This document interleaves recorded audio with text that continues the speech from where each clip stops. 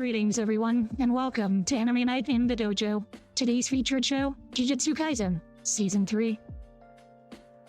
Yep, Jujutsu Kaisen, Season 3, Episode 5. Welcome back to the dojo. I'm Ryu. That's Age. We're back from our Anime Night in the Dojo, and, well, you guys can't see the first frame of the episode that I'm sitting on, but you'll see it eventually when we get the timer action going, is that sure looks like Panda. Baby Panda. Far more interesting than the last episode, that's for damn sure. That's still how we feel about the last episode right there. You guys see that Megami face over there? That is fantastic. Right up there with the Naofumi's resting I don't care face from the previous season of Shield Hero. So I do like Maki's character, and hopefully we'll get better Maki stuff going into the rest of this. But as far as like being the big setup for like serious Maki, it was a big letdown. Yep. So just poorly handled across the board, but that is what it is. Once again, you're more than free to enjoy the action sequences, but frames and action sequences don't make a complete, 100% episode that you could rank out of a 1 to 10 scale at a 9.7 or 8 or something like that. The 3 minutes of action does not make up for a lack of everything else. So, yeah. Anyway, as for going forward with the calling game here, we'll just have to see where people go, what happens. Yuta has to go put on his I'm acting face again. So I'm sure he's thrilled about that. But who knows, maybe he can join an improv troupe or something and, I don't know, become famous after all this is over. But again, it'll be interesting to see all the characters that we get from this that were just, forcibly made sorcerers. And they're random, whatever they're capable of. Like that freaking random comedian. That should be a thing. I've made reference to the Richard Simmons looking character. That kind of thing. Can't wait to see what's up with him. And all the other random characters that are probably going to be like one-off villains of the week, potentially. I do know from some random meta-knowledge out there that there's a character coming up here that people are very excited about, and we'll talk about that character when the time comes. People are very excited about this character and in their portrayal and how everything goes with them, so it'll be interesting to see what's up with that. But that's still a couple episodes off, so we'll talk about that when that happens. But for now, Baby Panda? Sure, why not? I'm up for a Panda backstory. We're not on a time crunch in this show, and I need to remember that. We're not Fire Force anymore. I'm moving out of Time Crunch Town. We have time to talk about Panda backstory. Absolutely. So let's do that. So people on Patreon, we'll see you on the other side of the edit for the timer action, and people on YouTube, we'll see you on the other side for the discussion and review. And if you want to check out the timer action, it's link is in the description down there. Just watch it. You don't even need a Patreon membership. It's just how we have to break it up for the YouTube. Yes. So we're gonna push some buttons and get going here. So here goes some. Well, alrighty then. They did the thing with Fight Club. Is anybody surprised that they did the Fight Club reference? I mean, nobody should be. Anytime anybody brings up any kind of Fight Club, that's just, I get that's like another rule. Like when I was speculating about the Kirora thing at the end of the reaction, there is like, anytime Fight Club is mentioned, you don't talk about Fight Club. And yeah, that is what it is. Yeah, and I mentioned at the end of the reaction there that this episode was just kind of okay. Nothing really overly spectacular. It was just kind of there. And you get episodes like this. Not everything's going to be amazing. It's definitely setting up for what they're doing with Hikari and stuff like that. So that was totally fine. But yeah, once again, having Yuji be the guy that has to be deceptive is not really the best choice because he's way too straightforward and honest. So not really the best guy to have him go be like the undercover guy. I mean, his only mess up was him just saying, all he had to say when Hikari mentioned Gojo was, "What about Gojo?" Like, what about him? That's it. You know what I mean? And that would have been it. It's like, what? He's supposed to be a big deal. Whatever. That's about it.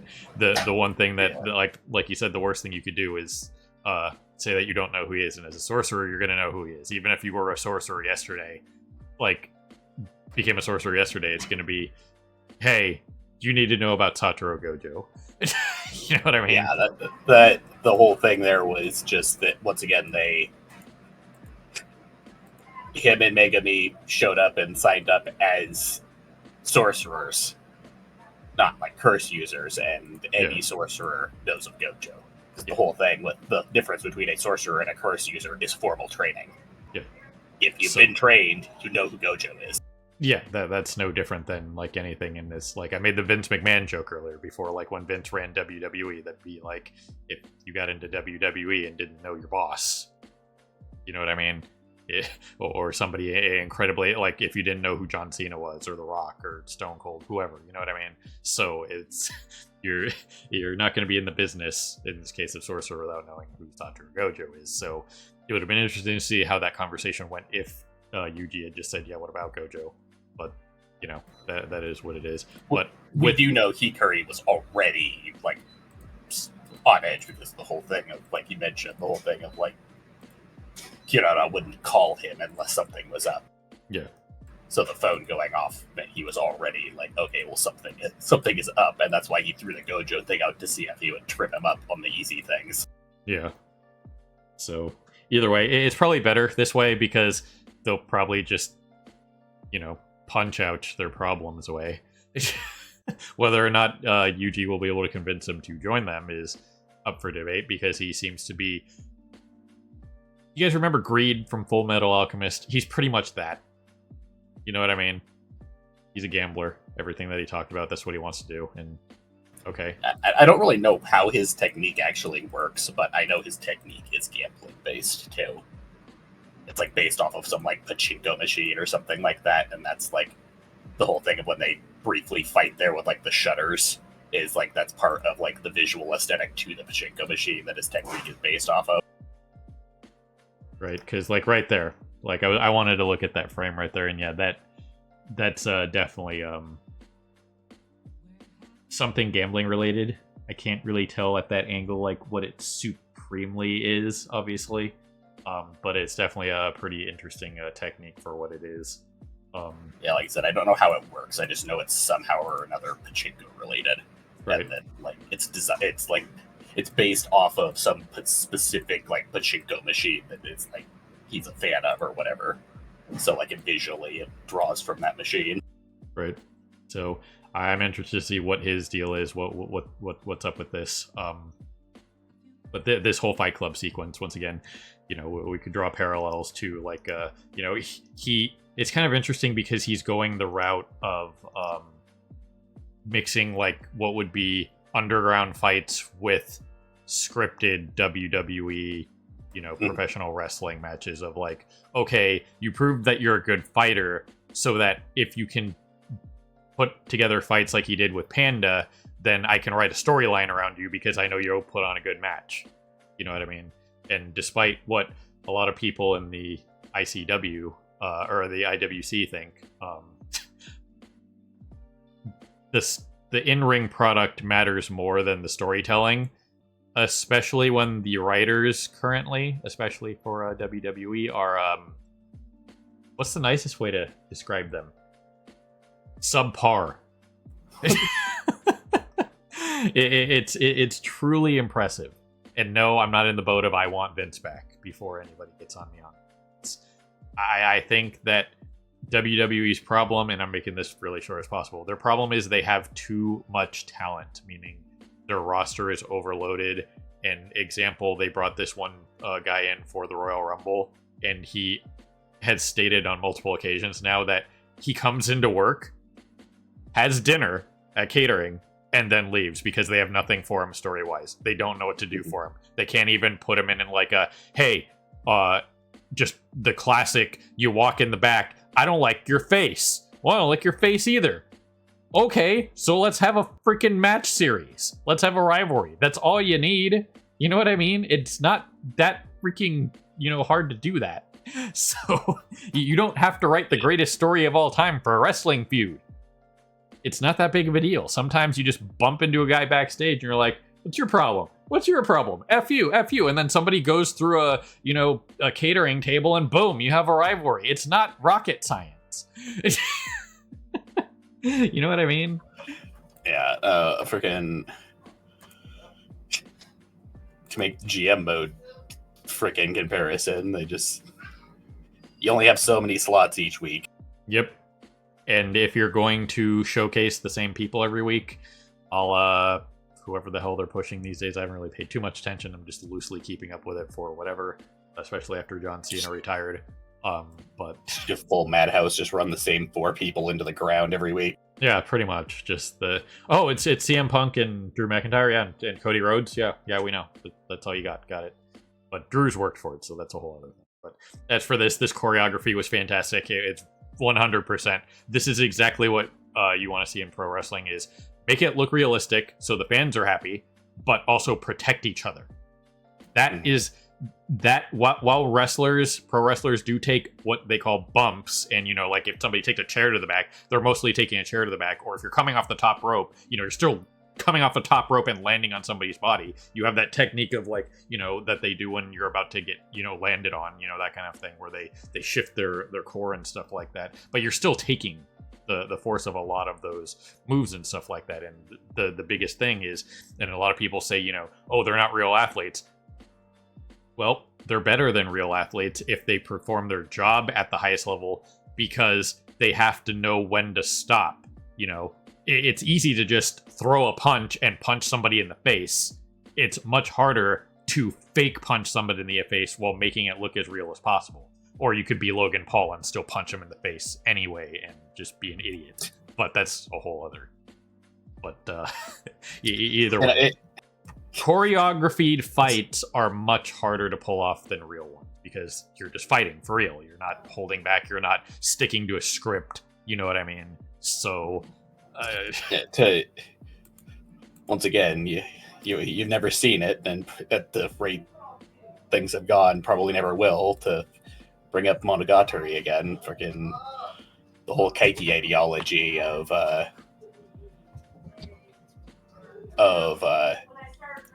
the fake being superior to the original, because the fake has to actively work on being the fake. The original just is. Yeah, you just exist. Like, throwing a punch is just throwing a punch. Faking throwing a punch, you have to actually sell it. Yeah. Both parties have to be involved. You know what I mean? The other party doesn't have to be involved at all when somebody's getting punched. The other party is just getting punched. That's just the result of them not dodging the punch. So it is what it is, but it's definitely an interesting just prospect of like how he's wanting to run his business and stuff like that.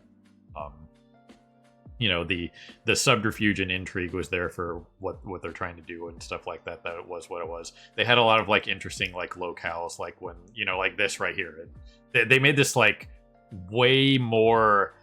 I don't even know what to put it. They put so much into this sequence of like they're just talking in like a field behind this building, but they made it seem like it was such they like elevated the location with the cinematography and stuff like that. Well, I'm fairly certain that this was deliberate, in that a lot of the framing after the fight, I'm pretty sure, is playing off of the situation. In particular, is playing off of Kirara's power, because Kirara's power is some sort of space manipulation. Yep. The whole thing, I'm pretty sure why the call was made and stuff like that, is Kirara was probably here. They just couldn't tell that Kirara was here because of how their technique works. Right. So yeah, and that's why it seems like the way a lot of this framing works, it seems like the space itself is kind of distorted, and that they're not always seeming to be in the same places that they were based on the position of the camera. Yeah. So that would be a really cool subtle way of showing that off. But this part of the episode was what it was. It was nothing spectacular. We got to see Yuji do Yuji things. That was what it was.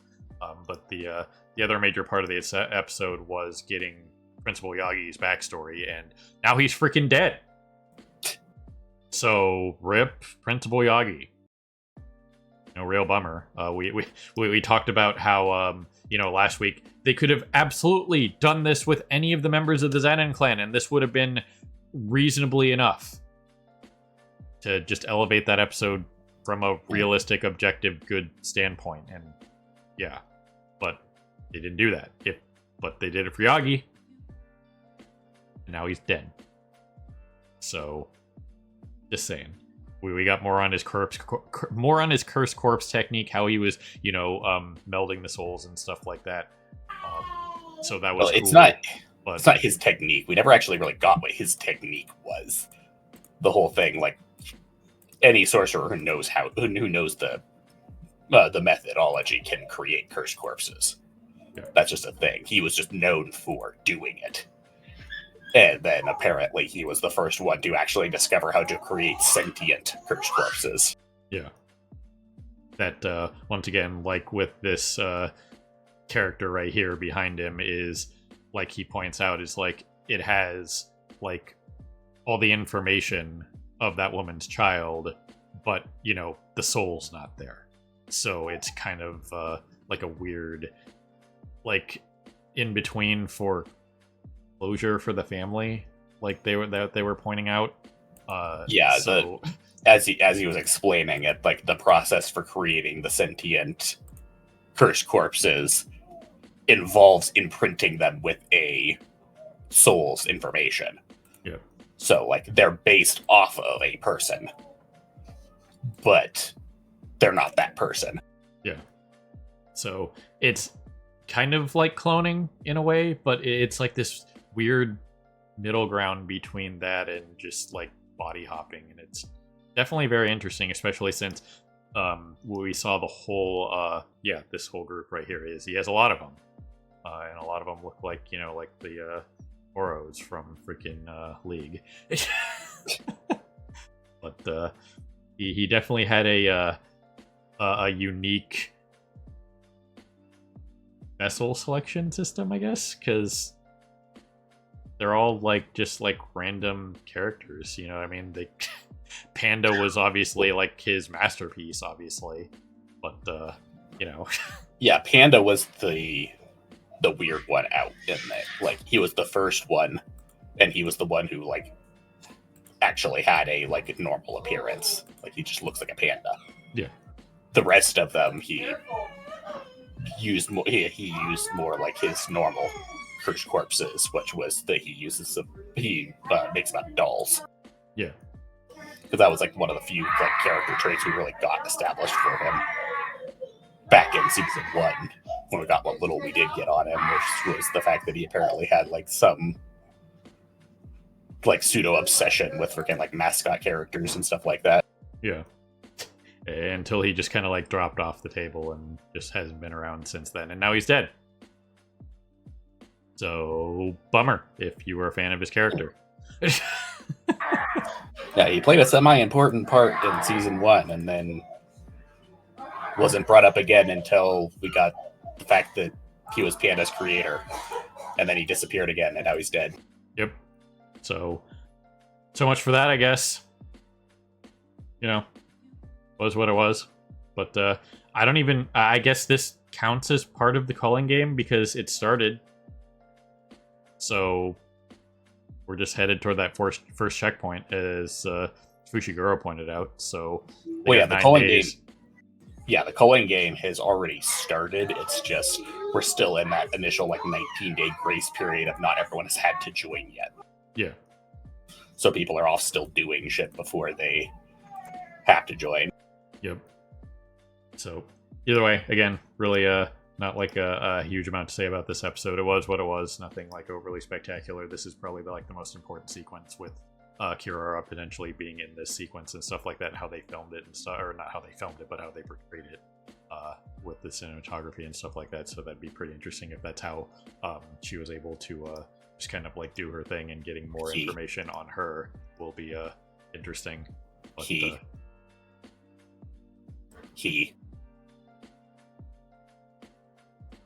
Kira is male. Oh. They specifically call that out. Wasn't the other third year male? Oh yeah. And then Hikari specifically comments about how like his gambling always drives all of the girls away. It's like obsessed with him. Right.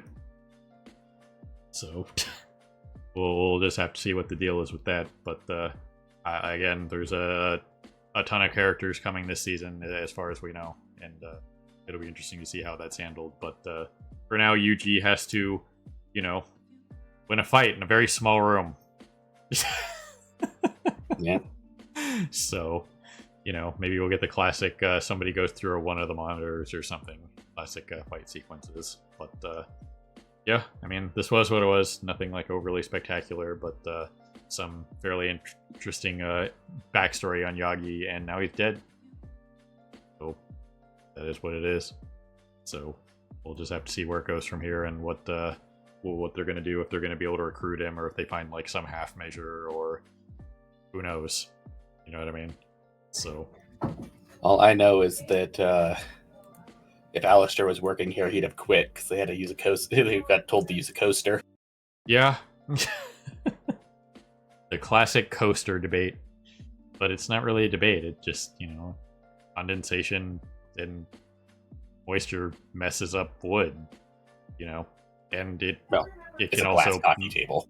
it can also mess up glass. You have to clean it. It leaves, the rings, and you have to, Yeah. buff it out. Otherwise, it permanently damages the glass too. So, moisture's a bitch. Yes, you can, in fact, stain glass. Yep. So, either way, that's all I got for this one. Was what it was. Nothing super, but I expect next episode, the passion will not be cold. So, you got anything else, Age? Yeah, I think that's the biggest. The Kirara thing, I think, is going to be like one of the biggest things that a lot of people will probably be confused on, is the fact that Kirara, is acting all like super clingy to him and very girlfriendy, quote unquote. But I'm like 98% sure that's not the case. That Kirara is just a very freaking effeminate and physical person, but that they're not actually in any sort of relationship. Right. Because once again, they specifically dropped that line of wasn't the other third year a male? Right. And then once again, Hikari specifically calls out that his gambling has drove all the girls away. Yeah. So that only leaves the potential male third year. Anyway, there you have it, ladies and gentlemen, people YouTube beyond heavy you're watching. As always, we appreciate you stopping by and hanging us around the dojo for more anime night. Jujutsu Kaisen, season 3, episode 5. Yeah, we're on episode 5, right? Yeah, it's episode 5. Everything's all backwards. Don't know what's going on. But anyway, have a good morning, evening, afternoon. Whatever it is for you. Have a good one. See you next time. Hey everyone, Victoria here. If you enjoyed the video, please consider pushing those like and subscribe buttons. Your support is greatly appreciated. Thanks again for your time, and we hope to see you again in the future.